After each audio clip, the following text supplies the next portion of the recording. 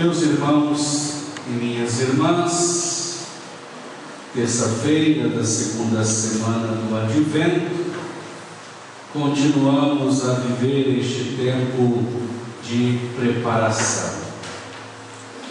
Nos preparamos para o Santo Natal, e ao nos prepararmos para o Santo Natal, só vai haver Natal verdadeiro em nossas vidas se a gente converter o nosso coração.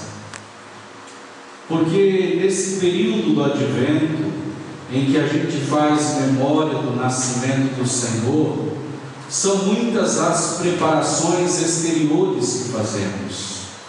Em comunidade, em família, montamos presépios. Em algumas famílias, esquecem do verdadeiro dono do Natal e colocam outro no lugar, onde parece que o que grita mais forte nesse tempo é o chamado Natal comercial. Hoje falamos de um homem na liturgia que se celebra neste dia, o Santo Nicolau. Como nós ouvimos, São Nicolau era aquele que distribuía presentes por ocasião do Natal do Senhor. Mas o Natal comercial tirou este santo de lado e colocou outro, chamado Papai Noel. Se nós formos olhar a realidade, o Natal como o Papai Noel é muito injusto. Sabe por quê? Ele não vai para todo mundo, ele não chega na casa de todos. E como é difícil e doloroso a gente ter que ver mãe e pai explicar para uma criança: mamãe, Papai Noel passou na casa do meu amiguinho ali do lado, mas aqui ele não chegou. Então é um Natal injusto, porque esse chamado bom velhinho não chega na casa de todos. O verdadeiro dono do Natal é Jesus. É Ele que celebramos. Ele é o verdadeiro presente para a humanidade. Ele, somente Ele, pode nos levar à salvação e nenhum outro. Portanto, quando somos chamados neste tempo do Advento, a vigilância, a atenção, a conversão, é para que além da exterioridade, a gente prepare a nossa vida, o nosso coração, que é templo e morada de Deus e do Espírito Santo, para que na manjedoura do nosso coração o Senhor possa nascer. Quando estivermos bem próximos do Natal, iremos cantar algo assim: meu caro irmão, olha para dentro do teu coração, vê se o Natal se tornou conversão e te ensinou a viver. Porque entra tempo e sai tempo litúrgico da igreja e a gente às vezes não se deixa envolver, não se permite viver uma conversão sincera.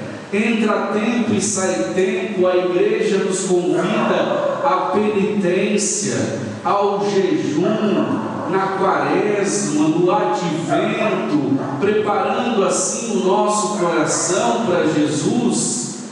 E os cristãos católicos fogem da confissão sacramental. E nós somos chamados a nos aproximar deste sacramento, saber dizer: perdão, Senhor, eu errei, quero voltar para Ti, para que recebendo o perdão dos pecados, possa de coração purificado receber verdadeiramente o Senhor. Então, o Natal, esse tempo do Advento, nos ajuda a fazer memória da primeira vinda do Senhor, mas nos remete também para aquilo que é promessa, que o Senhor, como nós professamos em nossa fé, segunda e definitiva vez, para julgar a todos nós, vivos e mortos. E o Senhor, nós fazemos a experiência com Ele a cada Santa Missa, a cada adoração ao Santíssimo, a cada escuta da palavra e leitura da palavra. Quando buscamos o sacramento da igreja, nós encontramos com o Senhor nos irmãos e irmãs, o mais pequenino, como o Senhor hoje diz no Evangelho, com uma orientação: não deixeis que se perca nenhum desses pequeninos. Eu estou naquele que tem fome, eu estou naquele que tem sede, eu estou naquele que não tem vestimenta, eu estou naquele que é estrangeiro na sua cidade, eu estou naquele doente que a gente às vezes não visita. Foi o próprio Cristo que disse. Então, cabe a nós viver um sincero e profundo sentido de conversão interior nesse tempo do Natal. O Pai que está nos céus, disse Jesus, não deseja que se perca nenhum desses pequeninos. Hoje, então, a palavra de Deus que proclamamos no Evangelho, na primeira leitura, nos mostra que um tempo novo se aproxima. Mostra para a gente o tempo da vinda de um Deus que ama cada um de nós incondicionalmente. Um Deus que não faz distinção de pessoas, como nós muitas vezes fazemos, como nós às vezes selecionamos as pessoas. Esse eu quero ter contato, esse não quero. E isso se explicita bem quando temos o WhatsApp e a gente começa a excluir pessoas ali, ou melhor, bloquear as pessoas. O nosso Deus que virá nos ama incondicionalmente e ama especialmente os mais necessitados, como por exemplo hoje no Evangelho, aqueles que se desviaram do caminho, aqueles que se afastaram do redil do Senhor. Para encontrá-los então, como nós ouvimos no Evangelho, o Senhor não mede esforços, e a exemplo do bom pastor, ele busca aquela ovelha que se perdeu, aquela ovelha perdida do rebanho do Senhor. Pare para pensar, meu irmão e minha irmã, você desta comunidade. Tem gente perdida aí fora da nossa comunidade, que há tempos não aparece aqui, que saíram da comunidade, não voltou mais, e a gente continua de braço cruzado, dizendo: se não quer vir, para o pé dela. Mas não é assim que o Senhor nos ensinou. Aproveite este tempo, faça uma visita àqueles que estão afastados, procure aquelas pessoas que não têm participado mais conosco, para que essas pessoas voltem para Deus, numa oportunidade bonita em que estamos nos preparando também para celebrar a Imaculada Conceição de Nossa Senhora.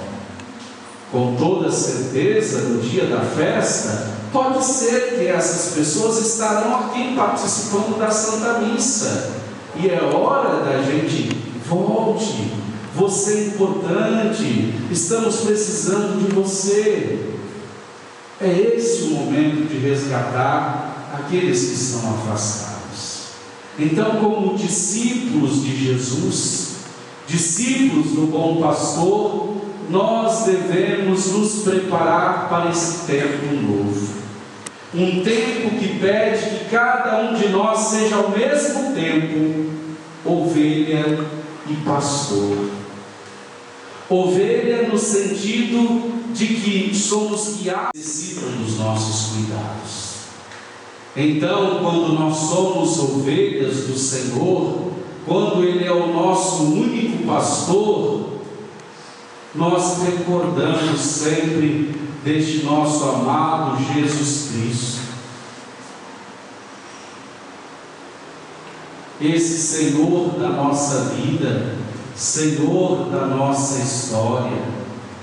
E a gente canta: Tu és, Senhor, o meu pastor, e nada em minha vida faltará.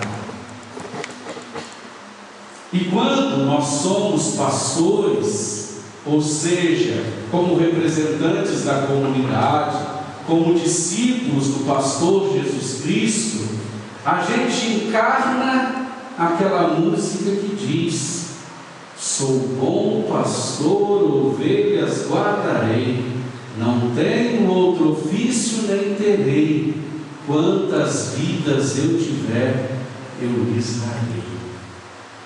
Nesse tempo novo, repito, somos ao mesmo tempo ovelhas e pastores.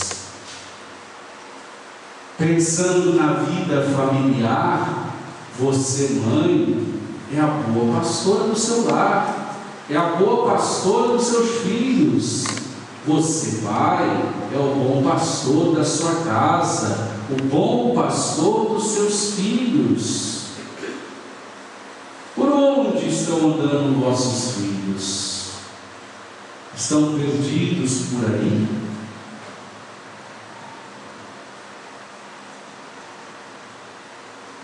Você, esposa, você, esposo, leve o seu esposo para Jesus, leve a sua esposa para Jesus.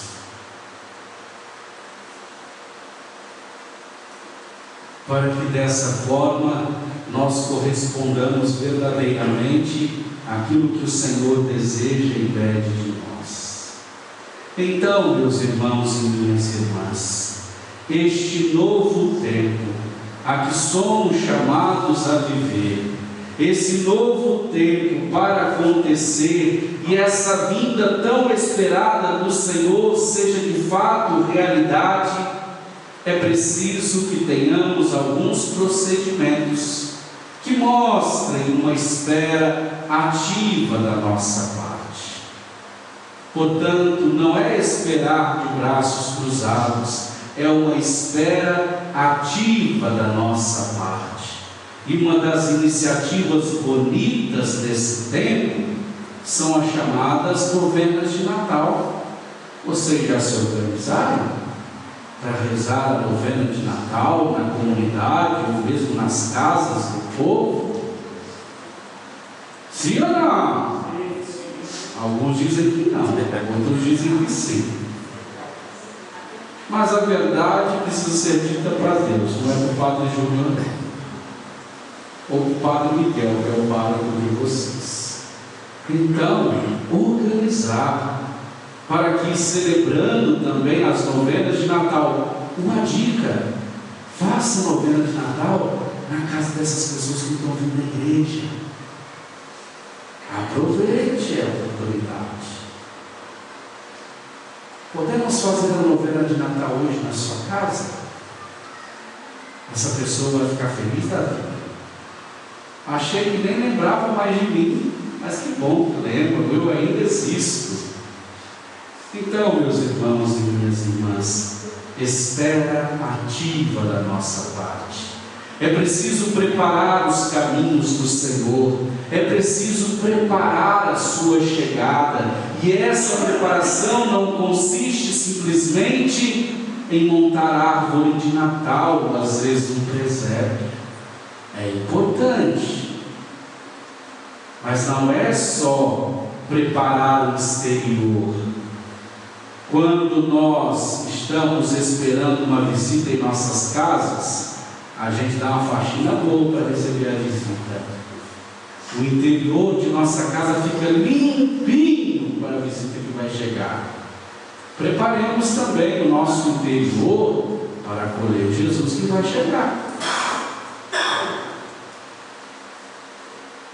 O advento é para isso. Ajudar a arrumar a nossa casa, a nossa vida, para que o tempo aconteça. Infelizmente, nem sempre vamos encontrar pessoas que topem enfrentar esses desafios conosco, os desertos desse processo, mas nem por isso temos de desistir. Muitos vão puxar para trás, mas nós não podemos desistir. Quantas vezes, diante de uma proposta que fazemos, alguém logo já joga um balde de água fria? Não vai dar certo. Tente, já tentou? Não podemos nos permitir ser puxados para trás, podados. Nem o Senhor, que é o Senhor dono da nossa vida, nos poda. Ele nos criou para a liberdade, mas liberdade com responsabilidade. Pois, como dizia São Paulo, eu posso tudo, mas nem tudo me convém. Se eu quero ser santo, eu tenho que eliminar algumas coisas da minha vida. Eu não posso fazer tudo para ser santo.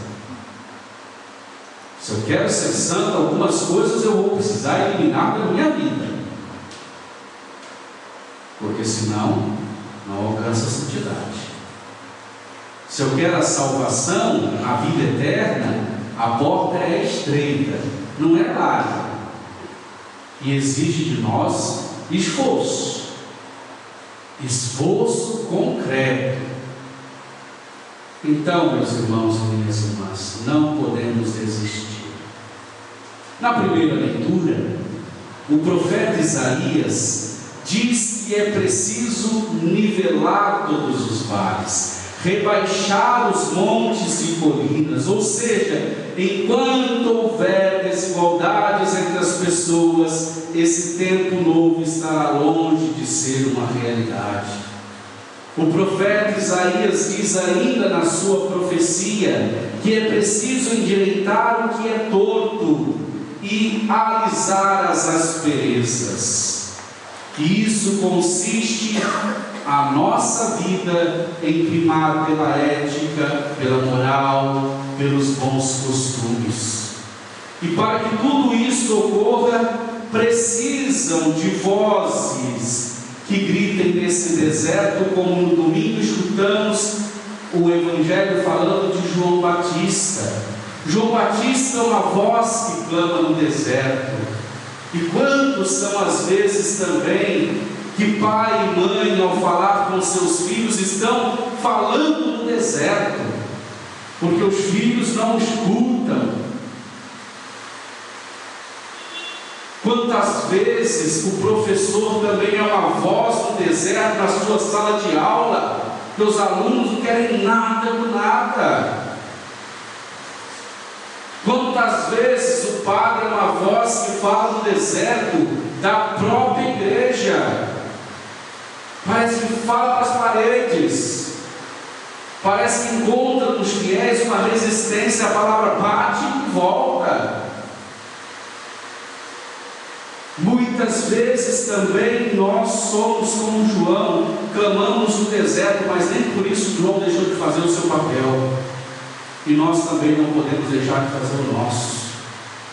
Uma voz que clama no deserto, e essa é a nossa missão, e é uma missão urgente. Não podemos perder tempo na busca da qualidade de vida para todos. É preciso interceder por aqueles que ainda não conhecem o bom pastor, que ainda não conhecem o amor de Jesus, porque nunca é tarde para encomendá-los, pedindo que Ele também os carregue no ombro e traga de volta para o seu aprisco. Então, meus irmãos e minhas irmãs, ao falarmos hoje da ovelha perdida do Santo Evangelho, num instante de silêncio, recorde na sua mente essas pessoas que estão afastadas da nossa comunidade. E reze a Jesus por elas, para que Jesus a encontre por nós e que elas sejam carregadas nos ombros de volta para a nossa comunidade.